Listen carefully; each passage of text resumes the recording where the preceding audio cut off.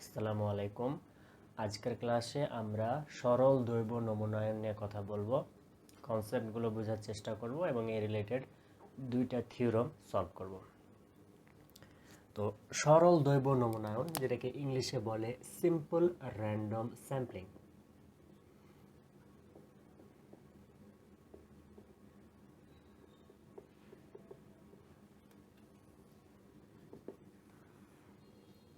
তাহলে সংখ্যাটা কি দাঁড়ালো?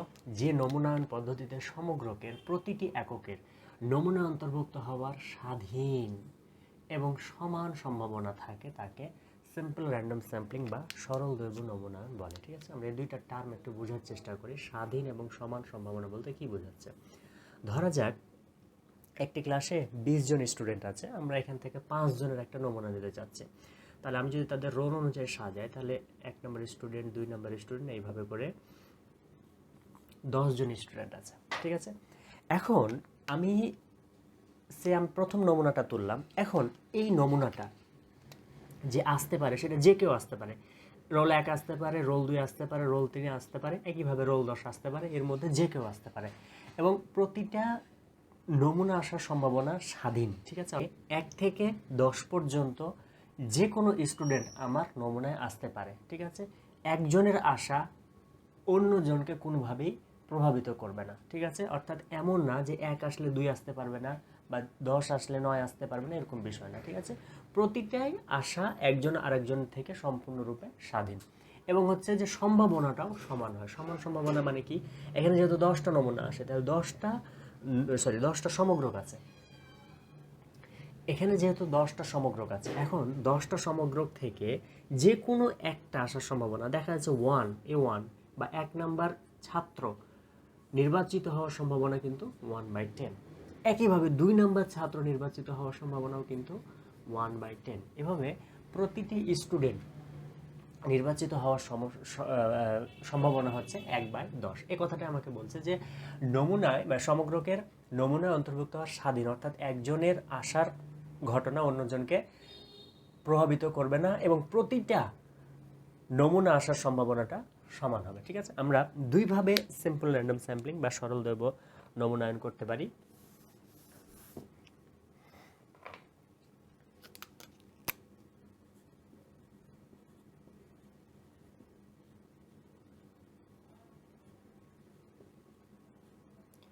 একটা হচ্ছে লটারি মেথড, এটা আমরা সবাই জানি, লটারি পদ্ধতি।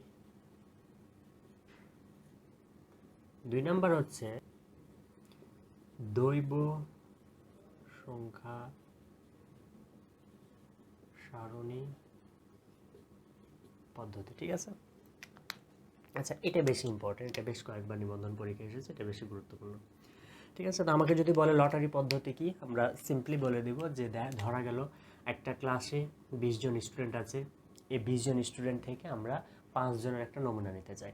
তাহলে আমরা 20 জন স্টুডেন্টের রোল নাম্বার নিয়ে একটা বক্সে বা কোনো জায়গায় রেখে দিব, সেখান থেকে আমরা 5 জনকে উঠিয়ে নেব। ঠিক আছে, তাহলে এটা হয়ে গেল লটারি পদ্ধতি, 5টা নমুনা উঠে গেল। এবার এই দৈব সংখ্যা সারণী এটা কি? ঠিক আছে, আমরা এটা একটু ডিটেলস পড়ার চেষ্টা করি।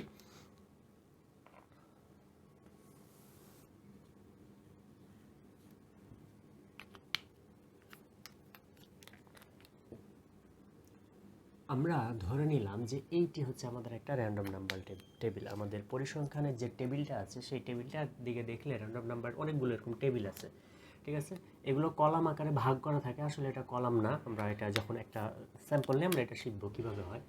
এটা হচ্ছে প্রথম সারি, এটা ধরে নিলাম দ্বিতীয় সারি, এটা ধরে নিলাম তৃতীয় সারি, চতুর্থ সারি, পঞ্চম সারি। ঠিক আছে, এটা হচ্ছে আমাদের র্যান্ডম নাম্বার টেবিল। আচ্ছা, আমরা এখান থেকে আমরা কিভাবে স্যাম্পল নেই বা কিভাবে নমুনা নেই? ঠিক আছে, ফার্স্টের কাজ হচ্ছে আমরা যে কোনো একটা পেজ সিলেক্ট করব।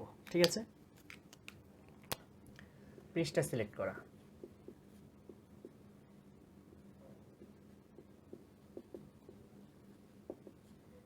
সেকেন্ড স্টেপ হচ্ছে কলাম বাছাই করা।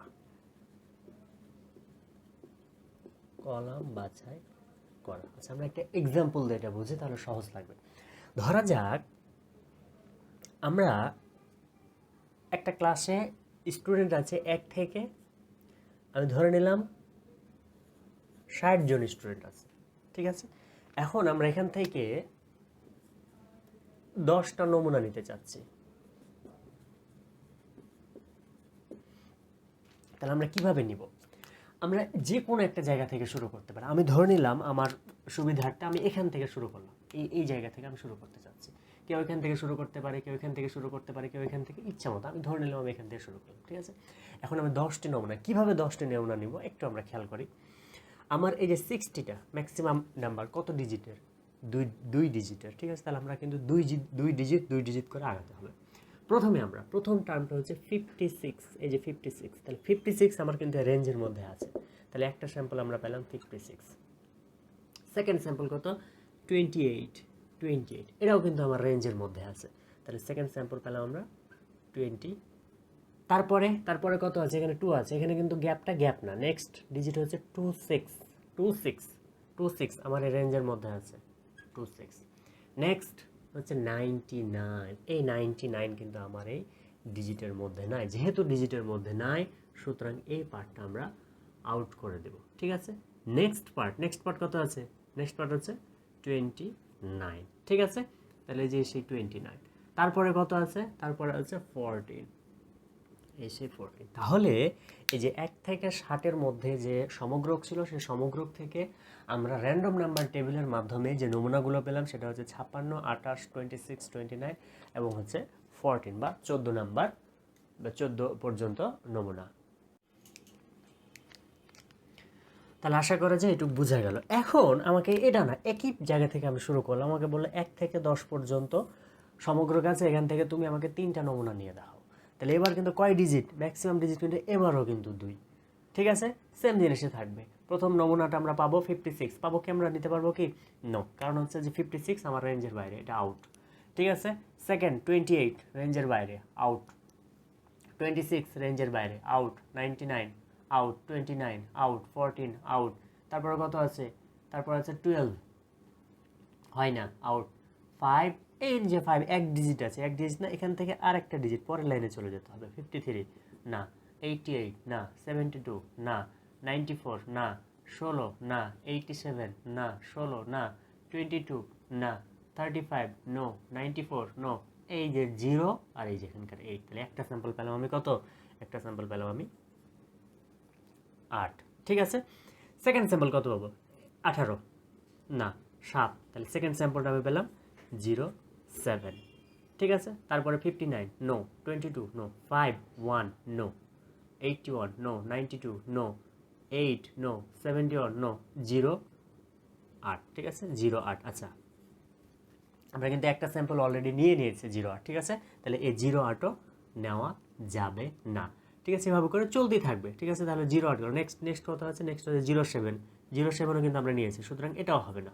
ঠিক আছে, নেওয়া হয়ে গেছে। 77 84, তারপর হচ্ছে 39 56 95 63 86 28 0, এভাবে করে চলতে থাকবে যতক্ষণ পর্যন্ত না আমি আর একটা স্যাম্পল পাবো 1 থেকে 10-এর মধ্যে, ততক্ষণ পর্যন্ত আমার টার্গেট চলতেই থাকবে। ঠিক আছে, এখন এটা না দিয়ে যদি আমাকে এটা দিত যে 1 থেকে 9 পর্যন্ত, ঠিক আছে, তুমি স্যাম্পল চয়েস করো। ঠিক আছে, এবার আমি এখান থেকে শুরু করবো। সে আমি ধরে নিলাম এখান থেকে শুরু করতে চাচ্ছি, যে যদি একটা ডিজিট থাকতো তখন আমার নমুনাগুলো কেমন হতো। ঠিক আছে, তাহলে আমার প্রথম নমুনাটা কত পেতাম? তাহলে এবার 1 ডিজিট করে আগাবে, যে ম্যাক্সিমাম ডিজিটটা যেহেতু 1 ডিজিটের, 1 ডিজিট করে প্রথম স্যাম্পলটা আমি পেতাম 5। ঠিক আছে, দ্বিতীয় স্যাম্পলটা আমরা কত পেতাম? 6। 3 নম্বর স্যাম্পলটা 2, হয়ে গেল 3। 5টা বলে 5টা, 6টা বলে 6টা, এভাবে করে চলতে থাকে। এখন আমাকে বলো না, 1 থেকে শুরু করে, বা আমি ধরলাম যে 10 থেকে শুরু করে 150-র মধ্যে 5টা নমুনা নাও।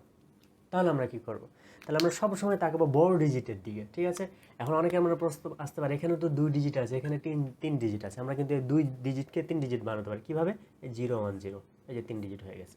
তাহলে আমরা সবসময় তাকাবো বড় ডিজিটটার দিকে। তাহলে ম্যাক্সিমাম নাম্বার আছে 150, এবার আমরা শুরু করবো কোথা থেকে? ধরে নিলাম আমি এখান থেকে শুরু করলাম, আমরা আগাবো আবার 3 ডিজিট করে। ঠিক আছে, যেহেতু ম্যাক্সিমাম ডিজিট 3, তাহলে এই যে 3 ডিজিট স্যাম্পলের মধ্যে পড়ে না, বাদ।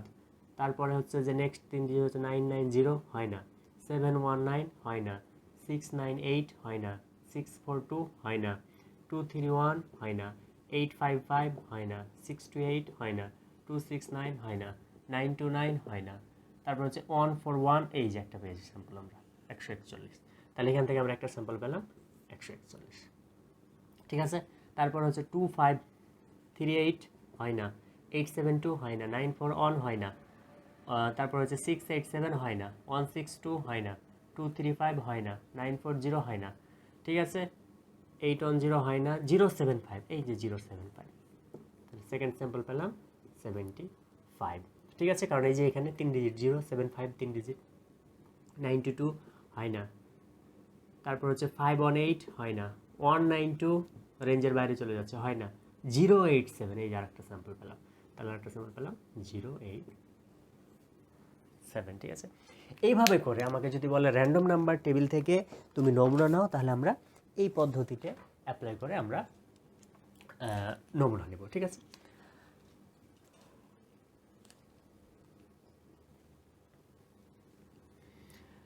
এখন আমরা সরল দৈব নমুনায়নের দুইটা থিওরেম প্রমাণ করব।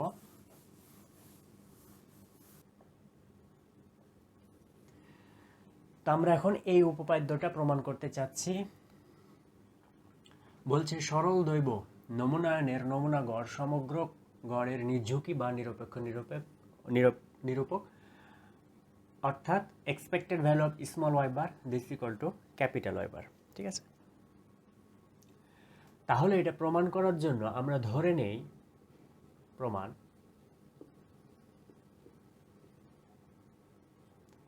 মনে করি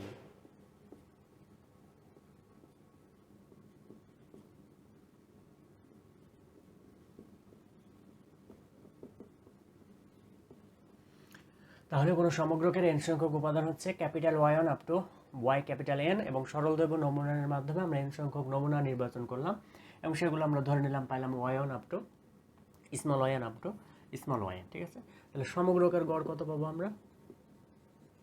অতএব সমগ্রকের গড়, ঠিক আছে, এটা পাবো দিস ইকুয়াল টু টোটাল যোগফল y1 plus y2 plus dot dot dot plus yn divided by capital N নমুনা গড়।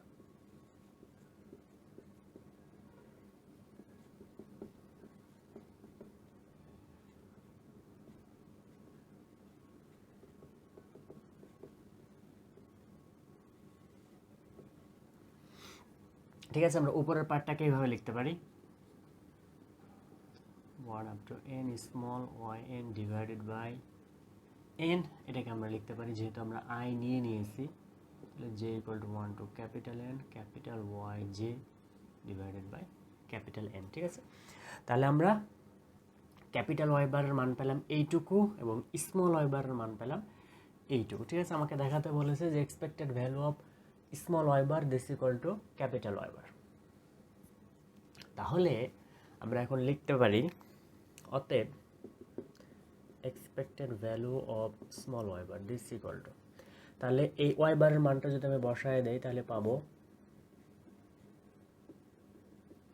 equal to 1 up to n yi divided by n থাকলো, ঠিক আছে। আচ্ছা, এবার আমরা বাই ডেফিনেশন অনুযায়ী জানি যে expected value of A x, ঠিক আছে, এটা হচ্ছে যে কোনো একটা কনস্ট্যান্ট, এক্সটা হচ্ছে ধ্রুবক, যদি হয় তাহলে আমরা এটাকে বাইরে নিয়ে লিখতে পারি এক্সপেক্টেড ভ্যালু অফ এক্স, ঠিক আছে। কিংবা যদি এরকম থাকে expected value of A some of x, তাহলে আমরা কি একইভাবে ধ্রুবকটা বাইরে চলে আসবে, সামটাকে বাইরে নিয়ে আমরা লিখতে পারি ই অফ এক্স, ঠিক আছে। তাহলে এই প্রপার্টিটা আমরা এখানে ইউজ করতে পারি। আমরা এনটাকে বাইরে নিয়ে চলে আসলাম, সামটাকে রাখলাম, ঠিক আছে, এবং হচ্ছে এক্সপেক্টেড ভ্যালু অফ ওয়াই আইটাকে ভিতরে নিলাম, ঠিক আছে। আচ্ছা, এখন আমার এ ওয়াইটা কি নমুনা কোথা থেকে এসেছে? নমুনা এসেছে সমগ্রক থেকে, ঠিক আছে। আচ্ছা, তাহলে এই ওয়াইটা এই যে সমগ্রকের যে কোনো একটা উপাদান হতে পারে, y1 থেকে y1 পর্যন্ত যে কোনো একটা উপাদান হতে পারে, এবং যে কোনো একটা নমুনা আসার সম্ভাবনা, সমগ্রক থেকে যে কোনো একটা নমুনা আসার সম্ভাবনা কিন্তু অলওয়েজ 1/n। এন মানে যে ক্যাপিটাল N, যতগুলো নমুনা থাকবে, দেখা যাচ্ছে যে এখানে 10টা সমগ্রক আছে, ঠিক আছে। ধরে নিলাম আমি এখানে 10টা সমগ্রক আছে, তাহলে 10টা সমগ্রক থেকে যে কোনো একটা নমুনা আসার সম্ভাবনা বা যে কোনো নমুনা আসার সম্ভাবনা হচ্ছে 1/10। ঠিক আছে, তাহলে এই যে ম্যাথমেটিক্যাল এক্সপেকটেশনের ফর্মুলা আমরা কি জানি, এক্সপেক্টেড ভ্যালু অফ এক্স সমান কি জানি, is equal to sum of X এবং পি অফ এক্স। ঠিক আছে, sum of X P of X. ঠিক আছে, তাহলে পি অফ এক্স মানে কি, প্রবাবিলিটি। তাহলে এটার ক্ষেত্রে এই যে ওয়াই আসার প্রবাবিলিটি কত, 1/n। ঠিক আছে, তাহলে আমরা আগে বাই ডেফিনেশন ফর্মুলা ভাঙিয়ে নিই। তাহলে এখানে আমি পাবো 1/n i equal to 1 up to n। এটুকুকে ভেঙে আমরা কি পেলাম, আবার একটা সাম পেলাম, এই যে ফর্মুলার সাম। এটা কিন্তু এটা হচ্ছে এই ফর্মুলার সাম এটা, আর এই সামটা আগে থেকে ছিল। তাহলে এখানে আমরা ধরে নিলাম যে equal to 1 up to n y of j, যেহেতু নমুনাটা আসছে j থেকে, এবং আসার প্রবাবিলিটি। ঠিক আছে, তাহলে যে কোনো একটা নমুনা আসার সম্ভাবনা হচ্ছে যে 1/n। তাহলে 1/n এর মানটা আমি এখানে বসিয়ে দিব, আর এই যে এটা থেকে গেল। আরেকটা জিনিস আমরা খেয়াল করি, এই যে আই বলছে 1 আপ টু n, এখানে কিন্তু ভিতরে কোথাও আয়ের কোনো রেঞ্জ ব্যবহৃত হয়নি। ঠিক আছে, তাহলে আমরা এই মানটাকে বসিয়ে নিলে থাকবে কি 1/n into some of n, মানে n সংখ্যক জিনিসের যোগফল এটা। ঠিক আছে, আচ্ছা তাহলে এইটুকু যদি আমি বসিয়ে দিই, তাহলে j equal to 1 up to n y j into 1/N। ঠিক আছে, তাহলে এটা কাটে, কিন্তু এখানকার n আর এখানকার n কাটে। ঠিক আছে, তাহলে একটু আমরা যেহেতু n এর উপরে কোনো রেঞ্জ নাই, সুতরাং এনটাকে আমরা বাম পাশে নিয়ে আসতে পারি। তাহলে এটা আমরা লিখতে পারি 1/N some of j equal to 1 up to n y of j। ঠিক আছে, তাহলে এই জিনিসটুকু কিন্তু আমার চলে এসেছে, এটুকু আমরা একটু আগে বের করে রেখেছি। এই জিনিসটাই হচ্ছে এইটা। তাহলে আমি এখানে সিম্পলি বসিয়ে দিতে পারি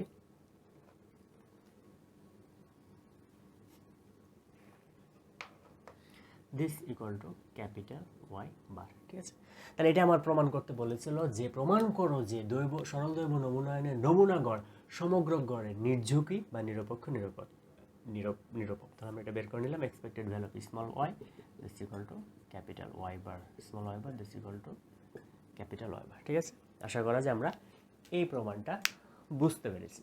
ঠিক আছে, আচ্ছা এখন আমরা ভেদাঙ্কের যে প্রমাণটা আছে সেই প্রমাণটা করব, সেই উপপাদ্যটা আমরা সলভ করব।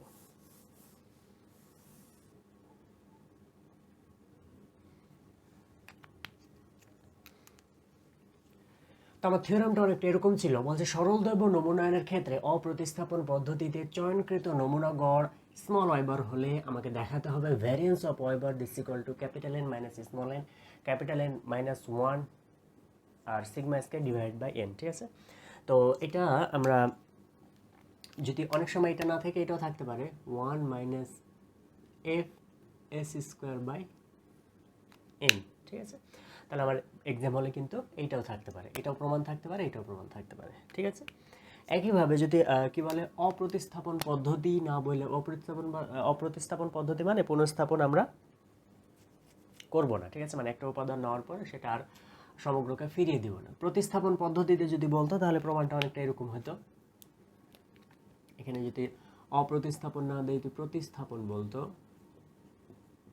প্রতিস্থাপন বললে তখন আমার প্রমাণটা কি আসতো, তখন আমার প্রমাণটা আসতো sigma square divided by N. তখন কিন্তু ভ্যারিয়েন্সের মানটা এটা হয়। ঠিক আছে, ভি অফ ওয়াই বার মানটা এটা হয়। তো কিভাবে হয় আমরা ওটাও শিখবো, অপ্রতিস্থাপন পদ্ধতিও শিখবো, প্রতিস্থাপন পদ্ধতিও শিখবো, এটাও শিখবো, সবগুলো শিখবো। ঠিক আছে, তো আমরা শুরু করি।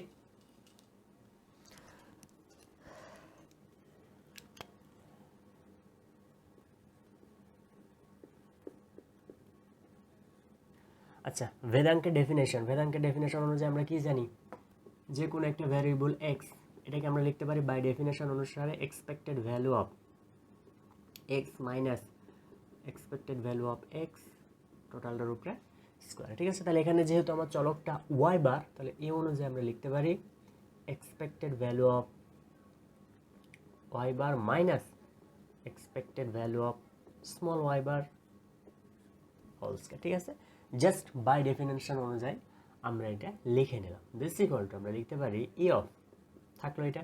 একটু আগে কিন্তু আমরা প্রমাণ করলাম যে expected value of small Y bar this equal to capital Y bar. ঠিক আছে, আমরা মানটা বসিয়ে দিব, তাহলে এখানে পাবো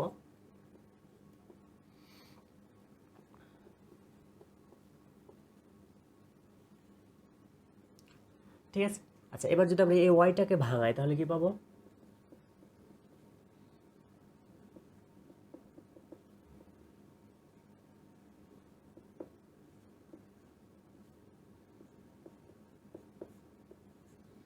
ওকে। আচ্ছা, এবার আমরা এখান থেকে যদি এন কমন নেই তাহলে কি হয়? আমি একদম ভেঙে ভেঙে দেখাবো, ঠিক আছে, প্রত্যেকটা জিনিস কেন হলো, কিভাবে হলো। তাহলে আমি এখান থেকে ধরা যাক আমি 1/n কমন নিলাম, ঠিক আছে। তাহলে এখানে কি থাকছে? এখানে থাকছে i = 1 up to n yi minus common নেওয়া মানে কি করা? ভাগ করে দেওয়া, ঠিক আছে। তাহলে এটাকে আমরা যদি এটা দ্বারা ভাগ করি তাহলে কত হবে? 1/n দ্বারা ভাগ করছি কিন্তু, ঠিক আছে। তাহলে উল্টে যে গুণ হয়ে যাবে এখানে, তাহলে n y বার থাকবে, এই যে স্কোয়ার থাকবে, ঠিক আছে। তাহলে এই স্কোয়ারটা যদি সবাইকে ভাগ করে দিই, আর যেহেতু একটু আগে আমরা শিখলাম এক্সপেক্টেড ভ্যালু অফ এক্সকে লেখা যায় এ এক্সপেক্টেড ভ্যালু অফ এক্স, ঠিক আছে। তাহলে এই এনটা, এই যে স্কোয়ারটা এটার সাথে মাল্টিপ্লিকেশন হয়ে যাবে, এটার সাথেও গুণ হবে, এটার সাথেও গুণ হবে, ঠিক আছে। তাহলে আমি ভেঙে ভেঙে দেখাচ্ছি। তাহলে এক্সপেক্টেড ভ্যালু অফ, এক্সাম হলে আমরা এই লাইনগুলো অবশ্যই স্কিপ করবো, নাহলে সময় পাওয়া যাবে না, ঠিক আছে। দিস ইকুয়ালটা আমরা লিখতে পারি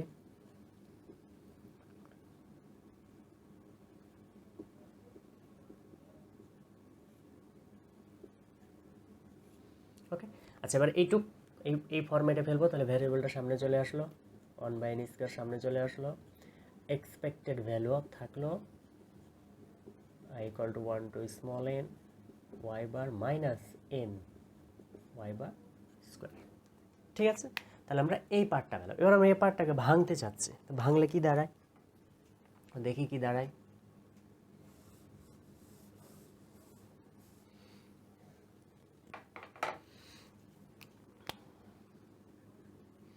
আচ্ছা, 1/n² থাকলো, জায়গার অভাব হবে, সমস্যা হবে।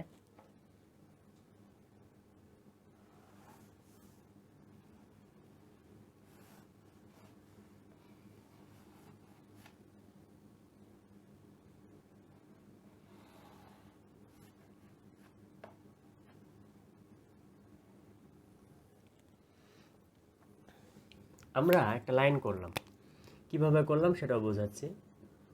1/n² থাকলো, এক্সপেক্টেড ভ্যালু থাকলো এখানে। আচ্ছা, আমরা লিখলাম y1 minus capital y bar, এটা plus small y2 minus capital y bar plus dot dot dot plus small yn minus capital y bar, ঠিক আছে। আর এই স্কোয়ার যেটা ছিল সেটা থেকে, তো এই লাইনটার এক্সপ্লেনেশন কি? এই লাইনটার এক্সপ্লেনেশন হলো, আমি এই লাইনটাকে কি ভেঙে এটা লিখতে পারি? এটা কি লেখা যায় small y1 plus small y2 plus dot dot dot plus yn থাকলো,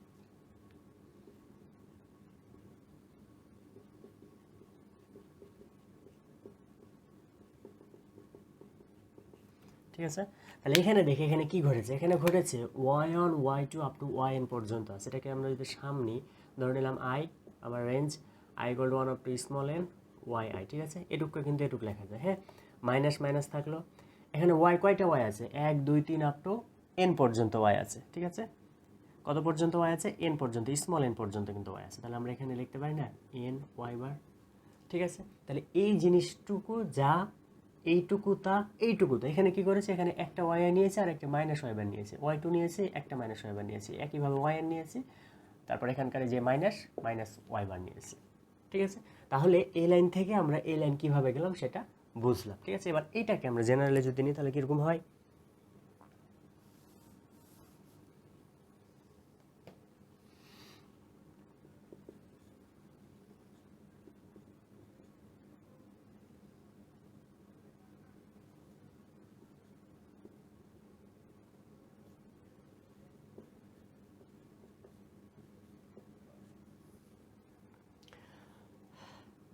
তো ফাইনালি আমরা এই টার্মটা পেলাম, ঠিক আছে। আমরা যদি আয়ের মান 1 বসাই তাহলে কি হবে? y1 মাইনাস ওয়াই বার প্রথম টার্ম, আয়ের মান 2 বসাবো, y1 মাইনাস ওয়াই বার দ্বিতীয় টার্ম, আয়ের মান n বসাবো, y1 মাইনাস ওয়াই বার লাস্টের টার্মটা পেলাম, ঠিক আছে। তাহলে এখানে কি বোঝাচ্ছে? এটা মিনটা কি করছে যে এই সামথিং, এটাকে আমি যদি এ ধরি তাহলে a plus B plus something A N whole square, ঠিক আছে। আচ্ছা, তো এটাকে কি আমরা এটা লিখতে পারি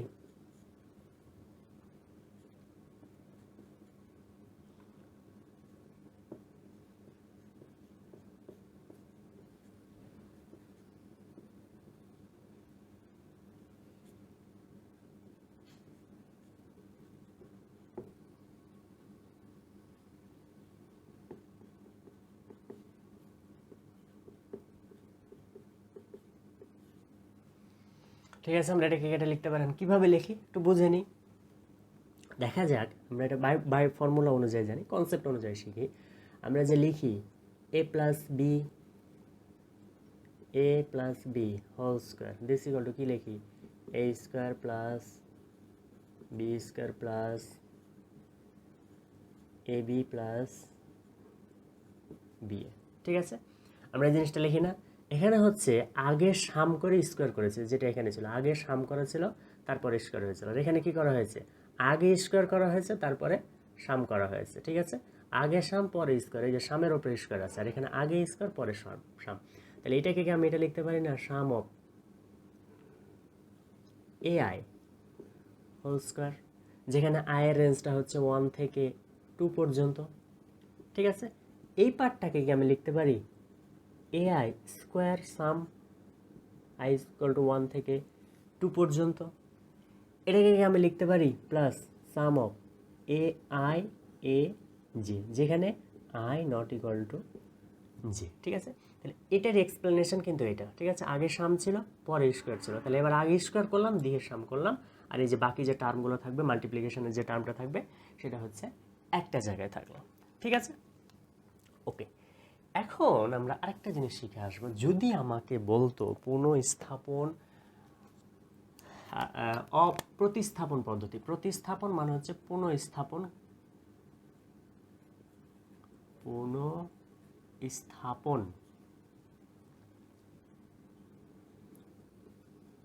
করে।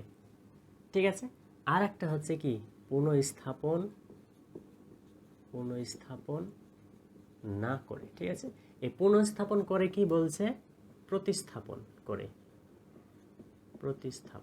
আর পুনঃস্থাপন না করে কে বলছে, অপ্রতিস্থাপন। তাহলে যদি আমার পরীক্ষার হলে অপ্রতিস্থাপন না বলে যদি প্রতিস্থাপন বলতো, বা এখানে পুনঃস্থাপন করে যদি বলতো, তাহলে আমার অ্যান্সারটা কিরকম হতো, তাহলে আমার অ্যান্সারটা এখানে শেষ হয়ে যেত। কিভাবে আমি একটু দেখাবো। সেটা হলো আমার এই যে টার্মটা কোভেরিয়েন্সের টার্মটা, তার আগে আমরা একটু শিখে আসি কনসেপ্টটা। দেখা যাক আমার ধরা যাক আমার এখানে 3-4টা সমগ্রক আছে, একটা হচ্ছে 1, একটা হচ্ছে 2, একটা হচ্ছে 3, একটা হচ্ছে 4। ঠিক আছে, আমরা যদি প্রতিস্থাপন না করি তাহলে কি ঘটছে, প্রথমটা আসার সম্ভাবনা কত। ঠিক আছে, একটা স্যাম্পল আসার সম্ভাবনা কত, প্রথমটা আসার সম্ভাবনা কিন্তু হচ্ছে 1/4। ঠিক আছে, আমরা যদি প্রতিস্থাপন করে দিই, ঠিক আছে, প্রতিস্থাপন করা মানে কি, প্রতিস্থাপন করা মানে একটাকে আবার আমি সমগ্রকের মধ্যে ফিরিয়ে দিলাম, তাহলে দ্বিতীয় আরেকটা যে আমরা কি বলে নমুনা নিব, তাহলে সেটা আসার সম্ভাবনা কত হবে, সেটা আসার সম্ভাবনা কিন্তু হবে 1/4। কারণ কি, কারণ সমগ্রকে 4টা জিনিস 4টায় চলে গেছে।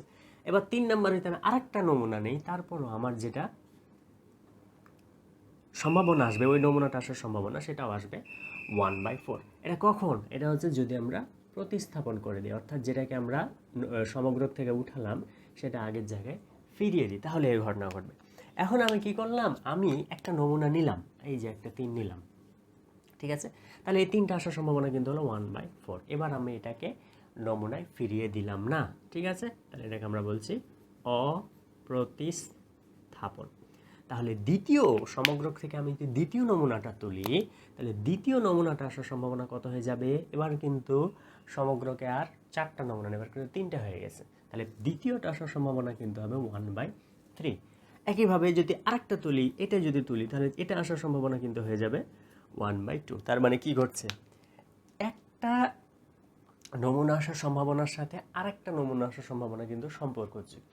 কিন্তু প্রতিস্থাপন পদ্ধতিতে একটা নমুনা আসার সম্ভাবনার সাথে আরেকটা নমুনা আসার সম্ভাবনার কোনো সম্পর্ক নেই। তার মানে কি আমি বলতে পারি যে প্রতিস্থাপন পদ্ধতিতে একটা নমুনা আসার সম্ভাবনা আরেকটা নমুনা আসার সম্ভাবনা থেকে সম্পূর্ণরূপে স্বাধীন। ঠিক আছে, তাহলে দুইটা চলক যদি স্বাধীন হয় তাহলে কোভেরিয়েন্স টার্মটা কি হয়ে যায়, দুইটা চলক যখন স্বাধীন হবে তখন আমার এই যে কোভেরিয়েন্স যে টার্মটা আছে, এই টার্মটা এটুকু এই পার্টটা কিন্তু হয়ে যাবে আমার 0। ঠিক আছে, কেন 0 হবে, কারণ আমরা জানি যে দুইটা রাশি যখন দুইটা চলক, এখানে ওয়াই আই আর Y J, covariance of Y I আর ওয়াই জে। ঠিক আছে, এই দুইটা যদি ইন্ডিপেন্ডেন্ট হয় তাহলে তাদের কোভেরিয়েন্সটা 0 হয়। তাহলে এই পার্টটা যদি আমি আউট করে দেই তাহলে আমার ভ্যারিয়েন্স কীরকম আসতে একটু ক্যালকুলেট করে নিই। তাহলে আমার এদিক থাকতো 1/n², এখানে থাকলো ঠিক আছে, এখানে থাকলো এক্সপেক্টেড ভ্যালু অফ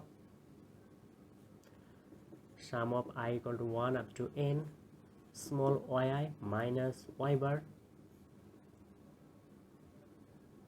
ভিতরে স্কোয়ার। ঠিক আছে, যেহেতু এটুকু পরিষ্কার আছে। এবার আমি যদি এটাকে বাইরে নিয়ে আসি 1/n স্কোয়ার, সামটাকে নিয়ে চলে আসলাম I equal to 1 up to n, এবার হলো expected value of Y I minus Y bar square. ঠিক আছে, আচ্ছা তাহলে বাই ডেফিনেশন আমরা লিখতে পারি কি, একটু আগে শিখলাম এক্সপেক্টেড ভ্যালু অফ মানে এক্সপেক্টেডের ফর্মুলা অনুসারে আমরা লিখতে পারি I equal to 1 up to n। তাহলে এটাকে যদি উঠিয়ে দিই তাহলে নতুন একটা রেঞ্জ নিতে হবে। আমি এটাকে ধরলাম J equal to 1 up to capital N। তাহলে এটা আবার হয়ে গেল Y J minus Y bar. ঠিক আছে, আর যে কোনো একটা নমুনা আসার সম্ভাবনা আগের মতোই 1/n, বা আমি যদি এটাকে ভেঙে লিখি তাহলে আমি এই লাইনে লিখতে পারি প্রবাবিলিটি অফ ওয়াই জে। ঠিক আছে, প্রবাবিলিটি অফ ওয়াই জে। ঠিক আছে, ম্যাথমেটিক্যাল এক্সপেকটেশনের ফর্মুলা অনুযায়ী একটু আগে আমরা যেটা শিখলাম একদম সেম টু সেম। ঠিক আছে, তাহলে এটা ইকুয়াল টু আমরা লিখতে পারি 1/n স্কোয়ার ইন্টু n, এটুকুকে ভাঙলে n আসে, এই বারটাকে ভাঙলে। ঠিক আছে, আর এখানে যেটা আছে সেটা থেকে গেল j equal to 1 up to n Y J minus Y bar. ঠিক আছে, আর এটার মান কত 1/N। ঠিক আছে, তাহলে এখানকার n আর এই nটা কিন্তু কাটে। ঠিক আছে, এখন এইটুক মিলে কি হয়, এই যে ডান পাশে যে পার্টটা পেলাম এই মানটা মিলে কি হয়, এই যে এখানে যে মানটা আছে সেই মানটা। ঠিক আছে, এই মানটা কি হয়, এই মানটা হচ্ছে সিগমা স্কয়ার। তাহলে দিস ইকুয়াল আমার ফাইনালি আসবে এখানে sigma square divided by n। ঠিক আছে, তাহলে এই প্রশ্নটা আমাকে যদি বলতো যে প্রতিস্থাপন পদ্ধতিতে ভেদাঙ্ক নির্ণয় করো, তাহলে আমার অ্যান্সারটা আসতো এই পর্যন্ত। ঠিক আছে, ভি অফ ওয়াই বারের এই পর্যন্ত। বা যদি পরীক্ষা হলে বলতো দেখাও যে যদি আমরা প্রতিস্থাপন পদ্ধতিতে সরল দৈব নমুনায়নের ভেদাঙ্ক হবে sigma square divided by n। ঠিক আছে, আমরা আশা করি এই পর্যন্ত বুঝতে পেরেছি। এটা যদি বলতো প্রতিস্থাপন পদ্ধতিতে। এবার অপ্রতিস্থাপন পদ্ধতিতে যখন বলবে তখন কিন্তু আমার এই পার্টটাকে আর আমরা জিরো ঘোষণা করতে পারবো না। ঠিক আছে, তাহলে আমার এটুকু ক্যালকুলেশনে আনতে হবে। তাহলে এটুকু আমরা এখন সলভ করি।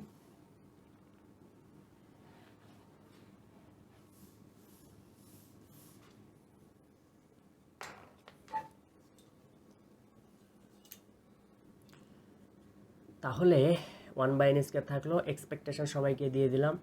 তাহলে এখানে sum I equal to 1 up to n expected value of small Y I minus capital Y bar plus sum থাকলো এখানে I not equal to J, range হচ্ছে এখানে n পর্যন্ত, যেহেতু বারবার আমি রেঞ্জ না লিখি।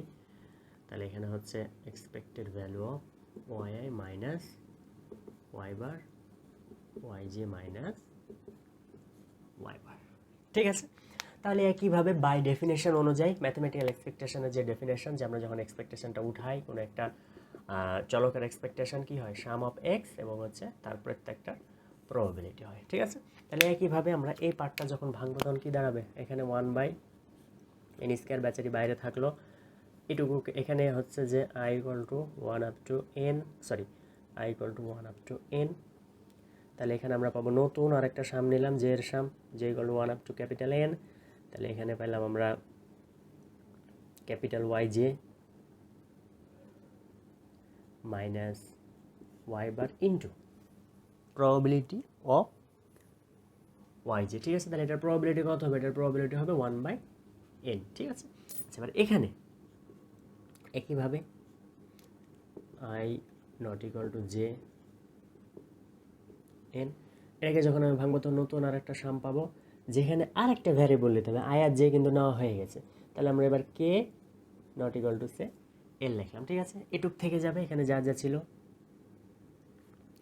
Capital Y k minus capital Y bar capital Y l minus capital Y bar into, এবার এখানে প্রবাবিলিটি কত হবে। ঠিক আছে, প্রবাবিলিটি কত আমরা একটু আগে দেখলাম, প্রথমটার প্রবাবিলিটি যদি হয় 1/n, তাহলে পরেরটার প্রবাবিলিটি কত হবে, পরেরটার প্রবাবিলিটি হবে 1/n মাইনাস 1। ঠিক আছে, জাস্ট এইটুকু ক্যালকুলেশন করলে আমার হয়ে গেল। ঠিক আছে, এবার জাস্ট আমরা ভেঙে নিব। তাহলে আমরা এইটুকুকে কি বললাম একটু আগে, এই যে এই জিনিসটাকে, এইটুকুকে কিন্তু আমরা বললাম সিগমা স্কয়ার। ঠিক আছে, তাহলে এই মানটা যদি বসায় দেই তাহলে কি দাঁড়ায় আমার 1/n² থাকলো এখানে। যেহেতু ভিতরে কোনো আই নাই, সুতরাং আমরা এই আইটাকে উঠিয়ে দিয়ে এখানে n পাইলাম। এইটুকুকের মান আমরা বসিয়ে দিলাম σ²। ঠিক আছে, এখানে প্লাস এটা থাকলো, ভিতরে যেহেতু কোনো আই নাই আমরা এইটুকুকে উঠালাম। এখানে একটু খেয়াল রাখতে হবে কি আছে, আয়ের মান আর জে এর মান সমান নাই। ঠিক আছে, তাহলে একটা মান কম আছে, তাহলে একটা মান যদি n হয় তাহলে আর একটা মান হবে n-1। ঠিক আছে, এই পার্টটাকে এই পারে নিয়ে চলে আসলাম, ক্যাপিটাল N ইন্টু n-1। ঠিক আছে, এবার বাকি কি থাকলো, বাকি থাকলো এই পার্টটা, k not equal two l yk minus y bar yl minus y বার। বুঝা গেল এ পর্যন্ত? আশা করা যায় আমরা সবাই বুঝতে পেরেছি। ঠিক আছে, এখন আমাদের না জানা মান কিন্তু আছে শুধুমাত্র এইটুকু। এখন এইটুকুর মান কিভাবে বের করব?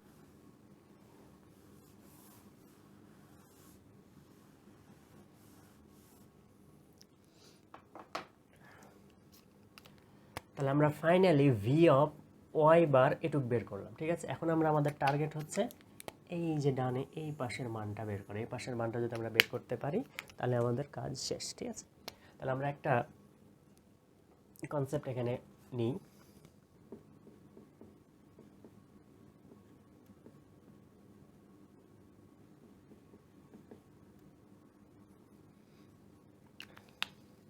তাহলে আমরা এই পার্টটাকে এটা লিখলাম, কিভাবে লিখলাম, এই যে একটু আগে যে আলোচনা করলাম সেটা, এখানে সামের উপরে স্কোয়ার আছে। ঠিক আছে, তাহলে ইন্ডিভিজুয়াল স্কোয়ারগুলোর সাম আর এই যে কোভেরিয়েন্স যে টার্মটা আছে সেটা আমরা বসিয়ে দিলাম। ঠিক আছে, এখন একটু আগে আমরা এখন আমরা কি জানি, আমরা জানি যে the sum of the deviation about mean is always কি হয়, 0 হয়।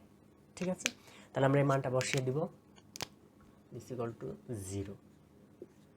এখানে এই মানটা কি লিখতে পারি, আমরা কি জানি, আমরা জানি 1/n 1 up to capital N yj minus y bar this equal to σ²। আমরা এটা জানি, তাহলে nটা যদি ওপারে চলে যায় তাহলে এইটুকুর মান কি থাকলো, এই পার্টের মান, এইটুকুর মান আমরা লিখতে পারি না, σ² ইন্টু n। ঠিক আছে, তাহলে এটা আমরা লিখে দিলাম এখানে n σ²।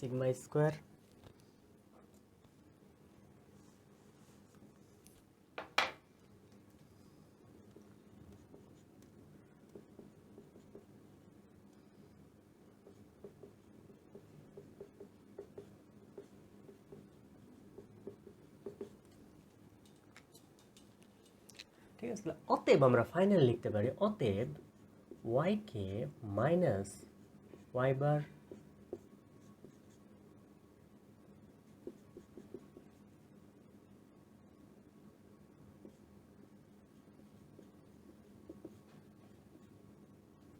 Minus n σ²। ঠিক আছে, তাহলে n σ² এপারে আসলে মাইনাস n σ² হয়ে যায়। এবার আমরা জাস্ট এই মানটুকু ধরে নিয়ে এসে এখানে বসিয়ে দেবো, এটাই আমার কাজ। তাহলে আমরা ফাইনালি পাবো কি, তাহলে আমরা এবার শুরু করলাম। তাহলে এই মানটুকু আমরা শিখলাম যে এইটুকুর মান পেলাম মাইনাস n σ², এটুকুর মান পেলাম মাইনাস n σ²। ঠিক আছে, তাহলে এই মানটা আমরা ধরে নিয়ে এখন এখানে বসিয়ে দিলে ভ্যারিয়েন্সটা আমরা পেয়ে যাব।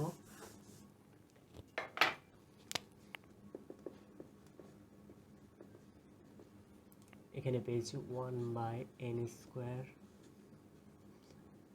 n σ² plus n into n-1 n into n-1 থাকলো, আর এইটুকুর মান পেলাম মাইনাস n σ²। তাহলে মাইনাসের প্লাস এখানে মাইনাস হয়ে যাবে, মাইনাস n σ²। ঠিক আছে, ওকে, তাহলে n² দ্বারা যখন গুণ করে দেবো তখন এখানে কি থাকবে, এখানে থাকবে σ² বাই n, এটার সাথে এটা যখন মাল্টিপ্লিকেশন করব, মাইনাস এটার সাথে এটা যখন মাল্টিপ্লিকেশন করবো তখন একটা করে n কাটবে। ঠিক আছে, তাহলে এখানে থাকবে n-1, এখানে থাকবে ক্যাপিটাল N ইন্টু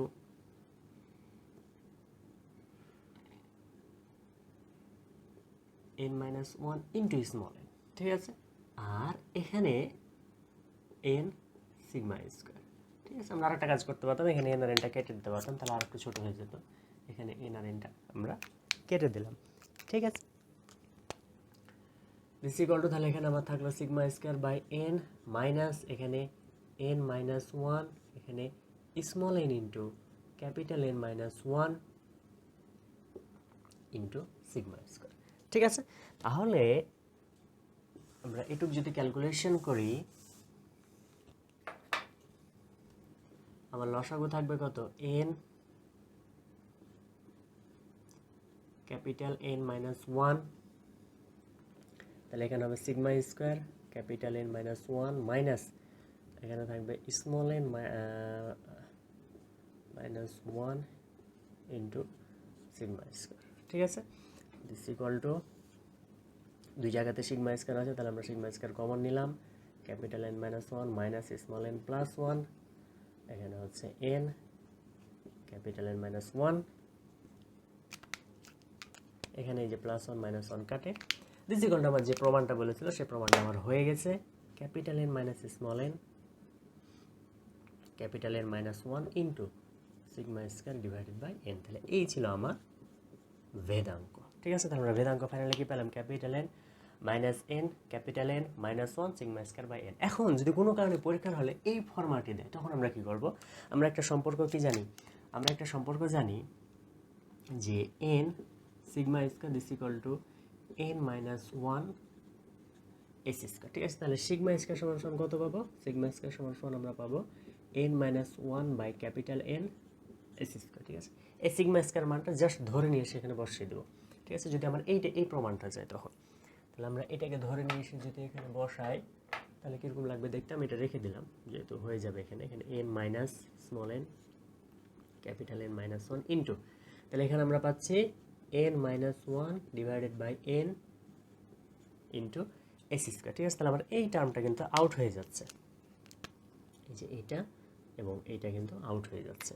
ঠিক আছে, তাহলে এখানে কি থাকছে, তাহলে এখানে থাকছে this equal to N minus small N by capital N into S square. ঠিক আছে, আচ্ছা এখানে একটা টার্ম ছুটে গেছে, এখানে সিগমা স্কোয়ার বাই এন ছিল, এই এনটা থেকে যাবে, এনটা তো আমি বসাচ্ছি না, এই এনটা আমার থেকে যাবে এখানে, এই এনটা এখানে থেকে যাবে দিস ইকুয়াল টু, এবার এটাকে যদি আমি নিচে নিচে লিখি তাহলে কি হবে, N by N minus small N by capital N. ঠিক আছে, এটা থাকলো, আর এখানে হচ্ছে এস স্কোয়ার বাই এন। ঠিক আছে, এই যে এন বাই এন কাটাকাটি করে ওয়ান হয়, আর এন বাই এন এটা হয় এফ। ঠিক আছে, তাহলে ওয়ান মাইনাস এটাকে আমরা এফ ধরলে দিস ইকুয়াল টু হবে one by F S square by N. ঠিক আছে, এই যে পার্টটা আমরা এফ বললাম ফ্র্যাকশন, এই যে ফ্র্যাকশন এফ এফ এন মানে কি, এন মানে হচ্ছে নমুনা, এটা মানে হচ্ছে সমগ্রক, তাহলে এটাকে বলা হয় নমুনায়ন ভগ্নাংশ, নমুনায়ন ভগ্নাংশ। ঠিক আছে, তাহলে আমার পরীক্ষার হলে যদি এইটা প্রমাণ করতে দেয় V of Y this equal to এইটা, আর অথবা যদি এইটা প্রমাণ করতে দেয়